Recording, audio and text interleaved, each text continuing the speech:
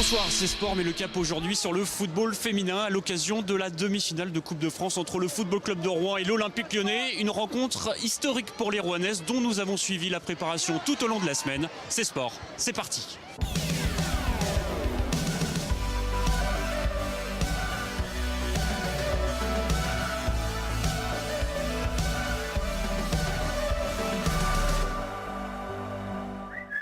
Ce soir, on parlera aussi du top 12 de gymnastique artistique, une compétition qui rassemble à Rouen les meilleures équipes françaises, parmi elles la Sottevillez chez les garçons et l'élan gymnique rouennais chez les filles. On reviendra ensuite sur toute l'actualité sportive de la semaine. Enfin, coup de projecteur sur la section curling du Rouen Olympic Club qui disputera à la fin du mois sa toute première compétition officielle.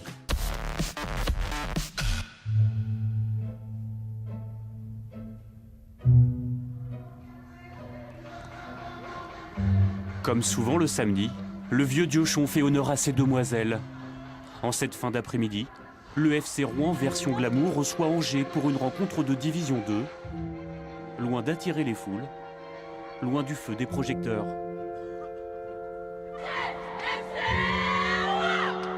Pourtant, ces dernières semaines, les Rouennaises ont eu l'occasion de faire chavirer les cœurs en Coupe de France. Dans une semaine exactement, elles disputeront ici même une demi-finale face à Lyon. Et Lyon, c'est ça. L'OL au féminin, c'est une histoire jalonnée de succès. 8 titres nationaux, 4 Coupes de France et 2 Ligues des Champions. Les Rodaniennes sont à l'heure actuelle la référence du football féminin en Europe. Plus qu'une division, c'est un monde qui sépare l'OL et le FCR, celui du professionnalisme et de l'amateurisme. Un combat déséquilibré, mais pour les Rouennaises, un summum dans une carrière. C'est l'équipe que tout le monde a envie de jouer, c'est l'équipe que tout le monde a envie de voir. Là, on sera pas dans les tribunes, on sera sur le terrain en face d'elles. Donc pour les joueuses, c'est simplement magnifique et c'est super.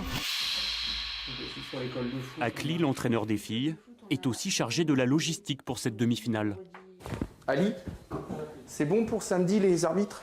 Tu avais dit ton mot, moi j'avais dit mon mot, Romain avait dit un mot. Et je pensais peut-être qu'on envoie un mail à Olas pour qu'il mette son mot aussi sur le programme du match.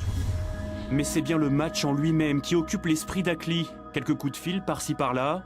Un ami entraîneur, adversaire malheureux des Lyonnaises en Coupe de France, lui a refilé quelques tuyaux.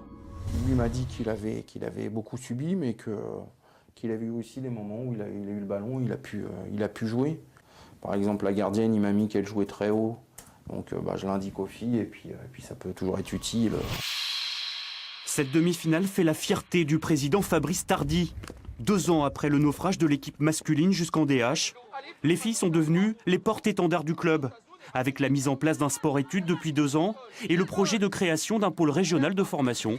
La femme est l'avenir du FCR. On est parti il y a une dizaine d'années avec 7 jeunes filles, où il y avait la mixité au niveau du football. Et aujourd'hui, on arrive à 140 licenciés, ce qui représente 20% de nos effectifs.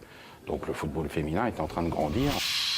Avant de partir à la rencontre des joueuses du FCR, place à la gymnastique artistique. Ce week-end avait lieu à Rouen les championnats de France individuels et le top 12, une compétition par équipe. En lice, la Sottevillez chez les garçons et l'EGR chez les filles. Reportage.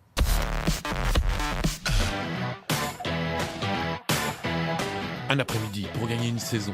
Le top 12, ce sont déjà les meilleurs clubs du pays. Se départager sera l'affaire de quelques heures, de quelques longues heures. Les filles de l'élan gymnique rouennais sont là pour confirmer leur titre de l'année dernière devant leur public. Mais il y a le saut. Emira Aboumej-Majen se blesse. C'en est fini du rêve de la première place et même du podium pour les filles de l'EGR. On perd 8 places, quoi. C'est énorme, quoi. Au premier agrès au saut de cheval, elle s'est fait mal, donc elle ne pouvait pas faire barre, ni poutre, ni sol, donc il a fallu improviser.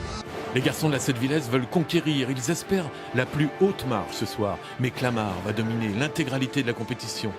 Jamais les Sottevillais ne se saisiront de la tête du classement. Pourtant, Dani Rodriguez fait le spectacle.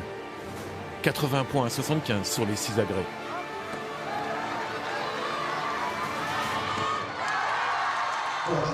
J'ai fait mon job, donc j'espère qu'on va essayer d'accrocher un podium, mais c'est compliqué.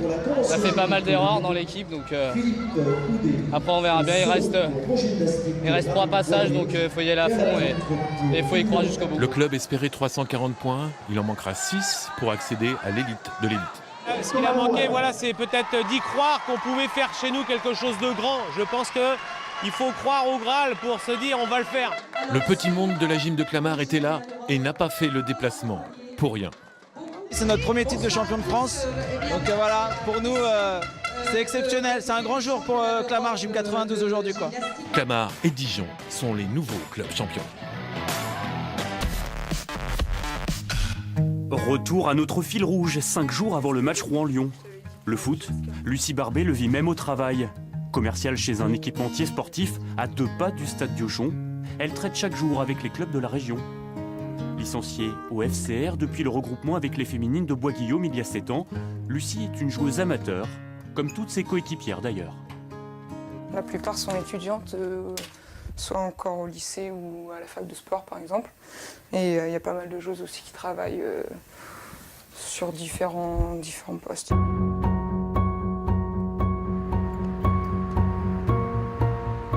Moi j'ai pas mal de personnes qui n'étaient pas du tout intéressées par le foot masculin et qui me disent qu'ils regardent de plus en plus le foot féminin à la télé ou même se déplacent pour voir des matchs parce qu'ils apprécient ce football-là. J'ai souvent la remarque qu'il y a moins de chiquets, moins de cinéma sur terrain.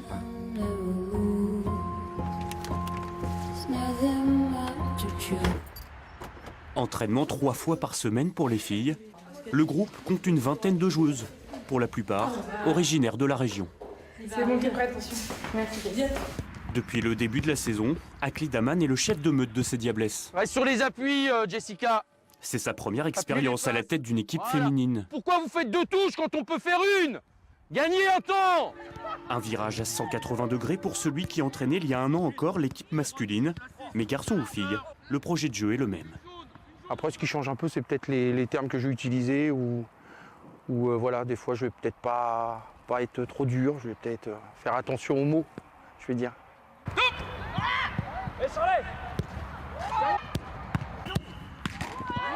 Après avoir éliminé un club de D1 et 2 clubs de D2 lors des tours précédents, les filles du FC Rouen se prennent à rêver. Lyon aujourd'hui, la D1 demain. Projet sous 3 ans, donc on veut vraiment accéder à cette D1. Maintenant, on travaille pour. On travaille pour et cette saison, on sait que ça va être difficile. Et pourquoi pas pour l'année prochaine ou dans 2 ans. On va laisser les joueuses en finir avec la séance de pénalty et je vous propose tout de suite de retrouver toute l'actualité sportive de la semaine. C'est parti. En Pro A de basket, 4e défaite consécutive pour le SPO Rouen, en noir sur l'image, qui a perdu de 10 points face à Paris-Levallois, 83-73. De son côté, Saint-Thomas-Le Havre a largement dominé Orléans, c'était vendredi, 79-66. Au classement de la Pro A, Le Havre est confortablement installé dans la première partie de tableau, 7e avec 13 victoires Rouen et lui 14e avec 9 victoires.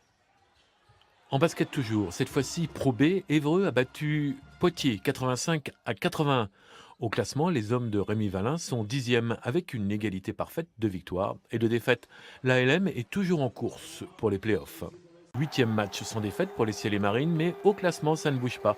Les hommes de Thierry Goudet restent 10e.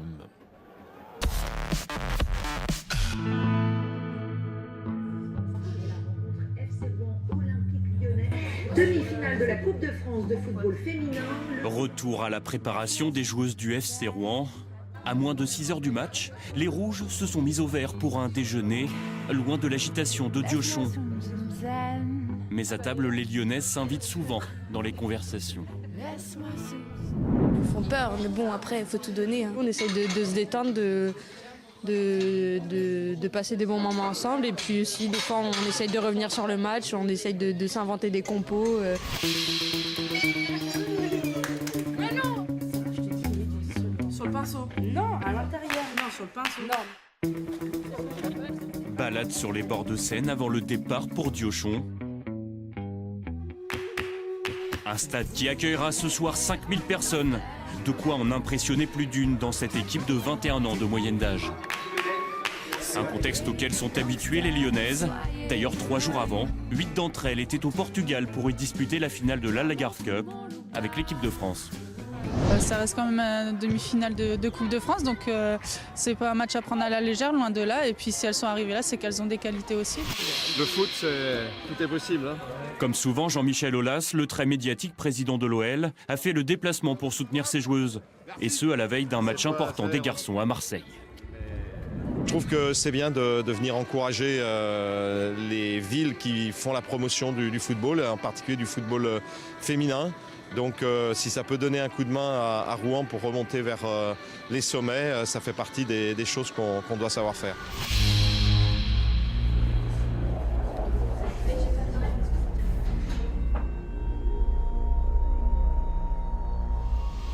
Coup d'envoi du match dans quelques minutes. En attendant, je vous propose de partir à la découverte de la section curling du Rouen Olympique Club. À la fin du mois, 2 équipes rouennaises disputeront leur première compétition officielle. La préparation a déjà commencé. Reportage.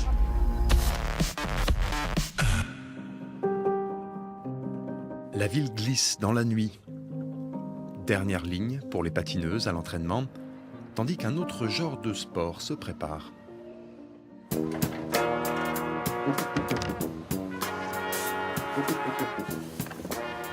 Il y a 5 ans, le curling faisait son entrée dans le club de patinage de Rouen. Pas mal ça. Dommage. Aujourd'hui, la section modeste mais ambitieuse se prépare en vue de sa toute première compétition. Ce sera à la fin du mois en région parisienne et il y a encore du travail. On n'est pas encore au point forcément en termes de lancer, en termes de physiquement aussi, en termes de balayage. Parce que le balayage est très difficile, c'est 80% du temps du curling. Et au bout de 2 heures de compétition, on commence à avoir les bras qui commencent sérieusement à peiner. Ils sont une dizaine en piste ce soir-là. La plupart d'entre eux ne pratiquent que depuis quelques mois, mais chacun s'efforce d'apprivoiser au mieux cette grosse pierre en granit de près de 20 kilos. But du jeu, la faire s'arrêter dans le cercle rouge, 42 mètres plus loin. Ton pied n'était pas bien placé. Nos Rouennais se confronteront bientôt à quelques-unes des meilleures équipes françaises. Ils affichent donc une raisonnable ambition. Je pense qu'on va quand même viser le fait de ne pas se prendre 12 points et en mettre aucun dans une partie. Et on va quand même essayer, l'enjeu, ça sera de ne pas finir dernier et d'essayer d'aller le plus haut possible. Utilise plus ton balai. T'appuies pas assez sur ton balai. On va pour se battre, on va pour gagner. Carrément. Ah bah oui, au moins être placé au moins. Pour une première compète, être placé serait déjà bien.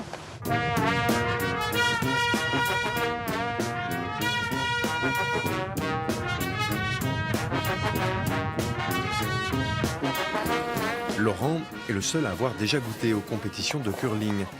Il a prévenu ses coéquipiers. Et la plupart d'entre nous, on va être déstabilisés. Parce que la première partie, ça va partir dans tous les sens, la piste est parfaite, contrairement à ici où il y a quelques défauts. Il ne faut pas s'énerver, ça ne sert à rien, il faut jouer, il faut prendre du plaisir. Et puis voilà, on y va quoi. 8 joueurs participeront à la compétition les 28 et 29 mars prochains. Ils ont déjà trouvé leur nom d'équipe, les Inconnus. Un petit peu plus fort. Et maintenant, place à l'agenda de la semaine prochaine. Vendredi en football, le HAC se déplacera à Angers, une équipe du haut de tableau de Ligue 2. Vendredi toujours, cette fois-ci en basket, le STB jouera à Pau-Orthez, un match important dans la course au play-off de Pro A. Et samedi, opération maintien pour le voisin du SPO Rouen qui recevra Le Mans. FCR OL a commencé, et plutôt mal pour les Rouennaises. Vas-y Sarah, vas-y Sarah. Menées dès la 4e minute, les Rouges vont pourtant résister jusqu'à la mi-temps. Et rentrer au vestiaire avec un petit but de retard seulement. Ce qui a le don d'agacer Gérard Prêcheur, l'entraîneur de Lyon. Tu vas rester et tu vas être un peu plus près de la numéro 11, Corinne Petit, s'il te plaît. Et tu vas arrêter de te faire bouffer pour la 2e fois que je le dis. Lyon sera finalement sans pitié en 2e période, en inscrivant 3 buts supplémentaires. Au place derrière ma grande. Les Rouennaises, elles, finissent au courage. 4-0, l'épopée inespérée en début de saison s'arrêtera là, aux portes de la finale. Ce match-là aura fait grandir les filles du FCR. On était en dessous certes, mais on a montré des belles valeurs aujourd'hui. soutenu par un public, j'en parle même pas, je suis ému. Et ouais, c'est fort ce qu'on a fait et je remercie tout le monde. Voilà, c'est sport, c'est fini pour aujourd'hui. À la semaine prochaine.